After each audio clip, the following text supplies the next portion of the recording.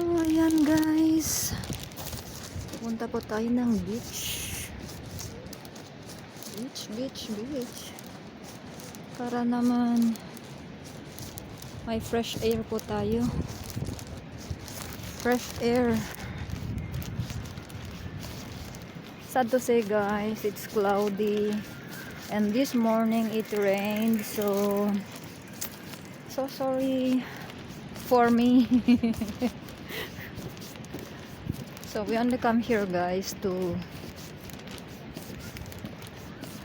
walk on the sands. Ayan.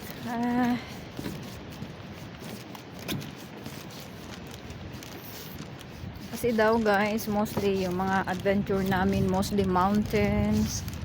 So this is the second time na we go out, and it's nice guys because we stayed in a big city and then it's near the beach.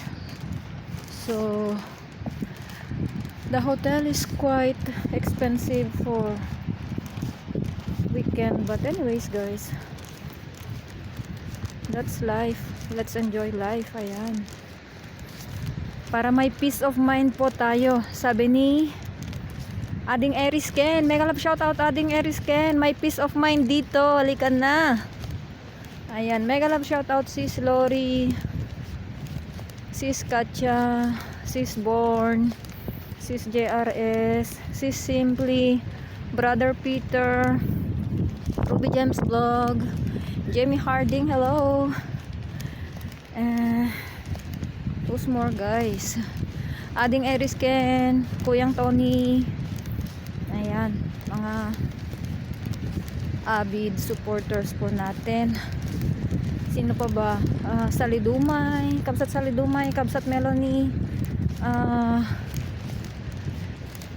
Gracie, ayan, kumusta? Nang Lutz Dotado, ayan po, kumusta po ang buhay? Ito guys, mostly mga hotels, and there are lots of seagulls guys. Ayan, grabe. Ayan. So mostly guys, here the buildings here are hotels guys.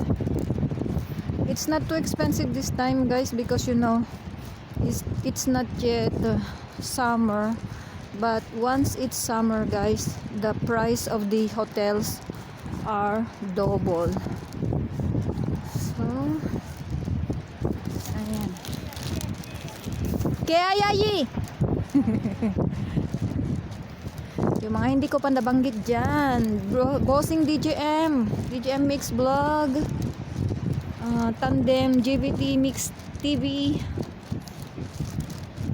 Yan, mag-upload ka na Tandem, namimiss ko na mga upload mo. At ito naman ang iyong Tandem, gumagala. You see guys, these are roses. It's near to bloom guys. You see, in 1 month may flowers na po yan. Be sure maganda po yan. So guys, I am using another phone because my other phone is now full. Ayan, may flower po siya, ang ganda. Ayan, picture. Ang ganda guys. Uy, maginaw na siya. So they call this Maritim guys because here you can walk. Ayan, ganda pong maglakad dito. Yung mga may jowa, sarap maglakad dito guys na may ka-holding hands. Charot. Tatawa ako kay ano, kay Aries. Ayan. So guys, thank you so much sa mga big support ninyo sa channel ko. Ito po ang ating Espinay, Española Filipina. So guys, it's weekend and you see this guys, when it's summer, be sure this is full. These are apartments. Ayan, and that is very big hotel also guys, you see.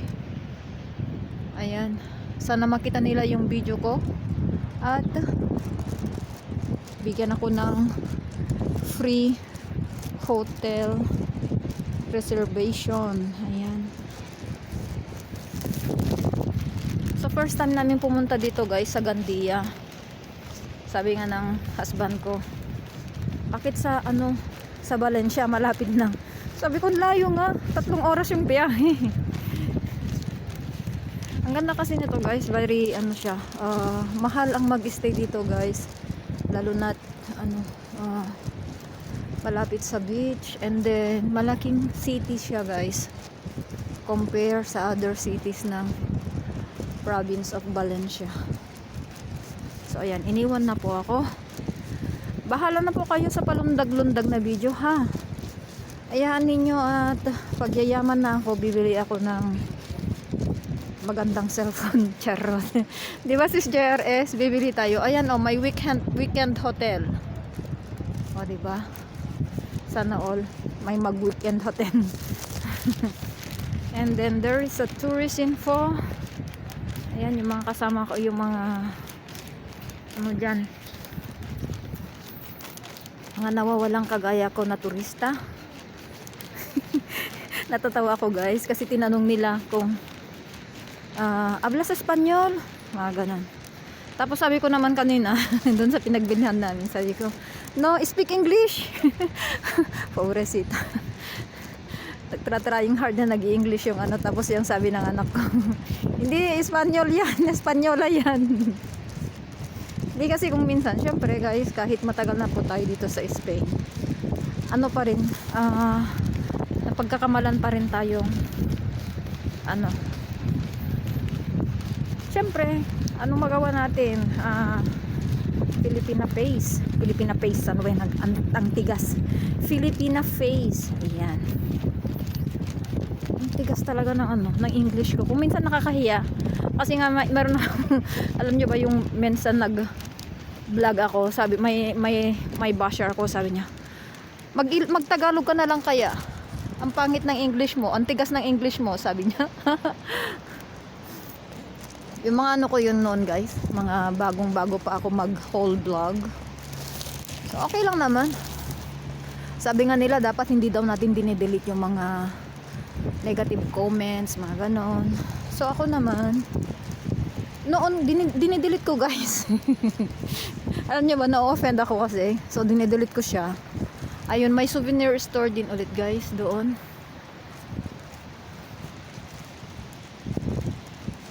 Dinidelete ko noon guys, pero ngayon hindi na. For what? I don't care na kung ano yung sasabihin ng ibang tao. So guys, may beach club. Ayun, may beach club doon guys. Ano kayang meron sa beach club? Di ba sa Pilipinas guys, pag sinabi nating club or bar, iba yung interpretation natin. Dito naman, ang bar is yung kung saan ka pwedeng uminom ng kape, mga ganon. Pero hindi siya yung parang iniisip natin guys.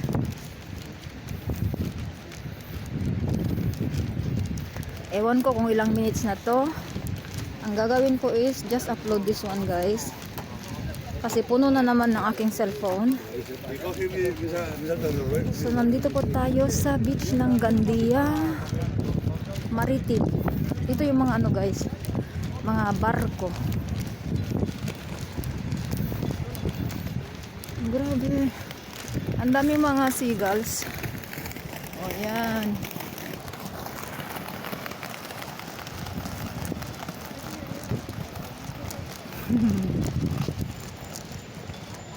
Alam nyo guys, I am not okay na naiwan yung anak ko, yung son ko, kasi mostly syempre pag lumalabas kami kasama yung anak ko, you know.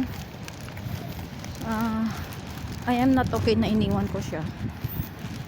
Yung husband ko naman guys, hindi naman siya gaano lumalabas, so hinahayaan ko na lang, kasi hinahayaan naman kaming lumabas as long as naman siya, pinapayagan naman kaming lumabas, kasi kasama lang naman namin si Hipag at saka yung husband niya. So ayun, oh my god, nasunog na yung aking face. Windburn na po tayo. Ayan, ang ganda talaga. Alam nyo guys, ito yung namimiss ko. Yung smell ng ano, ng beach. And then yung breeze pag ano sa mukha mo. Yun yung maganda guys. Ayan yung seagulls guys. Ayan, Riboy Arroceria Orante na ba yun? Isa ano yan, restaurante. Ayan guys, yung mga may ano, fishing boats yung mga yan. Ewan ko kung ilang minutes na tayong naglalakad. Ayan, no pasew, ibig sabihin don't pass guys. Eh, may mga pasaway dyan.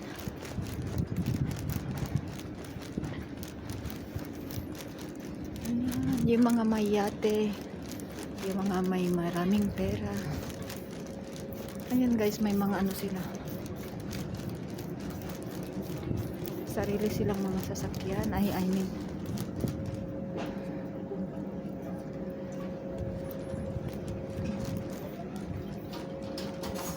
ayan, ang ganda basta.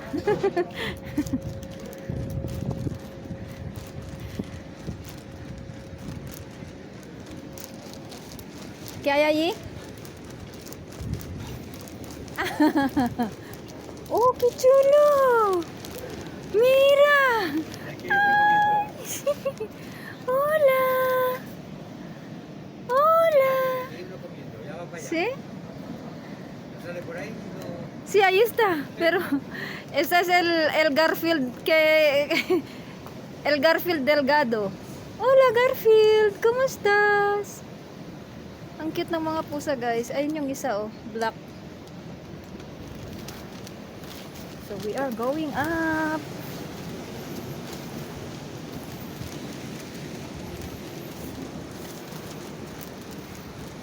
Grabe. Yung mga mayate na mga ganyan guys, yung mga mayayaman. Ayaw naman niya mahihirap. Nanonood na lang. Ah, diba? Ayan, yung iba guys, for fishing mga yan. Yung iba naman, may nakatira dyan guys ha. Yung iba ginagawa nilang tirahan, yung mga walang bahay. Ano yan? Parang sa UK meron din ganyan eh, ginagawa nilang bahay. I can't imagine myself living there guys. Ano ba yun? Yung umaalon-alon siya. Anyway guys, hindi naman siya direct eh. So diba? Ito na. Oh, kachulo. Ayan guys, ang ganda. O diba? My God. Woo. Hello everyone. Okay? Vale.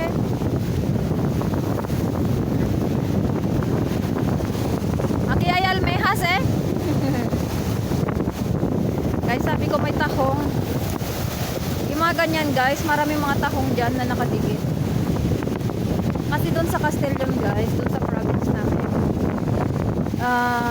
sa mga bato ng mga ganyan, maraming nakadikit na mga tahong. O diba? Woo! My God. Malamig. Ay, ang lamig. Ruby James Vlog, where I am. Nag-LS na nga lang sana ako, no? So guys, gawin ko itong 30 minutes and then I will end up.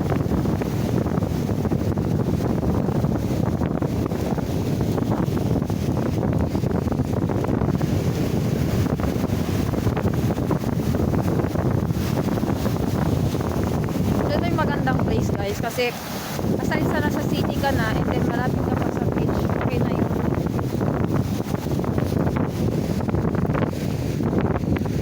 Affordable naman to. Ayun, ang daming ano guys, mga takong, ano bang tawag, mussels sa English, diba?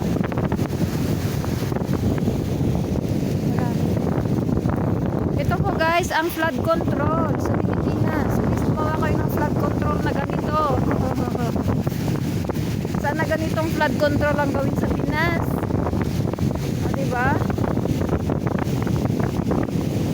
Ano to guys, ginawa nilang ganito kasi nga dito sa other part 'di ba? Nandito yung mga yate, yaks.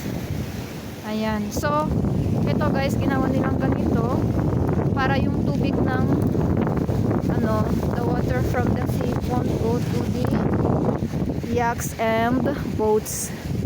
So ayan, this one will prevent the water to go to the other part. See? And this is also good for flood control. Ayan, ganito sana gawin nilang flood control sa Pilipinas. O diba, ang kapal from there to there. Ayan, o diba, how many meters? I think 15 meters or 10 meters guys ang distance. Diba? From there to there, ano na siya? More or less 10 to 15 meters. So kahit tumaas man yung tubig, hindi pupunta sa kabila. O diba? Pag ganyan sa Pilipinas, hindi ko masisira ang flood control. Charot.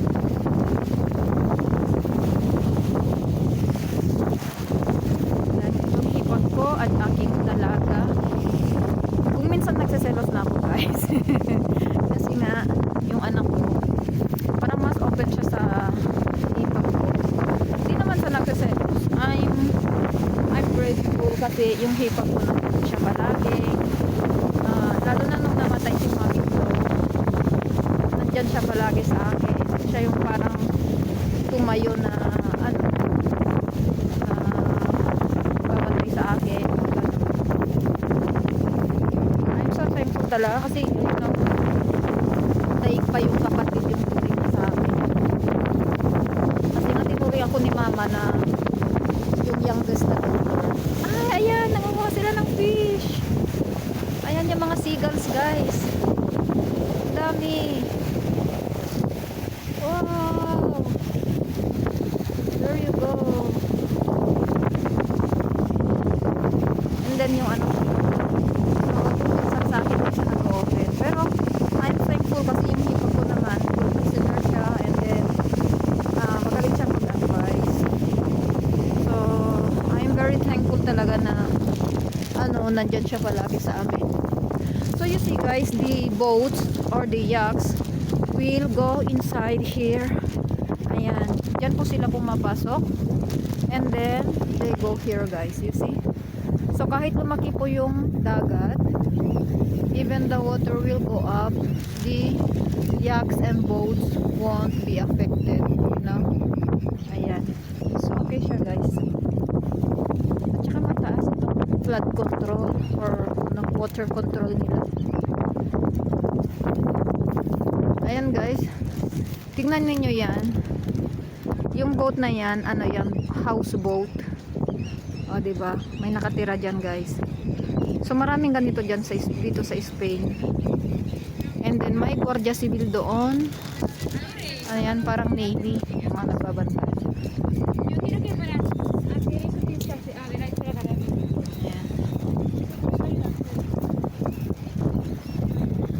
So guys, ang layo na nang nadaanan natin. You see? Ay, ayan.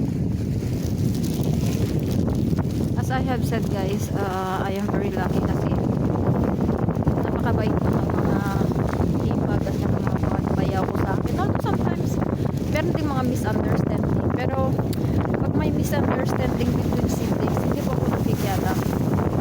Kasi you know, bahala sila sa mga problema nila. Hindi. Kasi kung minsan meron silang mga topics or misunderstanding na hindi nagkakaintindihan ng mga kapatid. So ako naman guys, nagiging neutral lang ako. And nakikinig lang naman ako. Ayaw ko yung nakikialam. Ayan, pakialaman ko yung mga kapatid ko, yung mga kapatid ng asawa ko, charo. Hindi guys, mahirap yung nakikialam talaga sa mga problema lang. Pati sa mga kapatid ko lately, ayaw ko na rin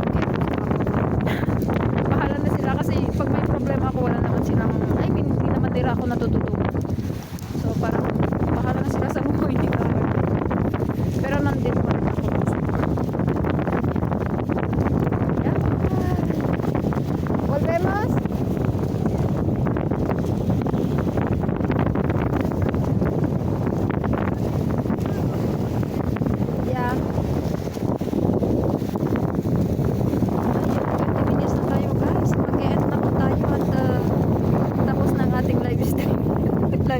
talaga.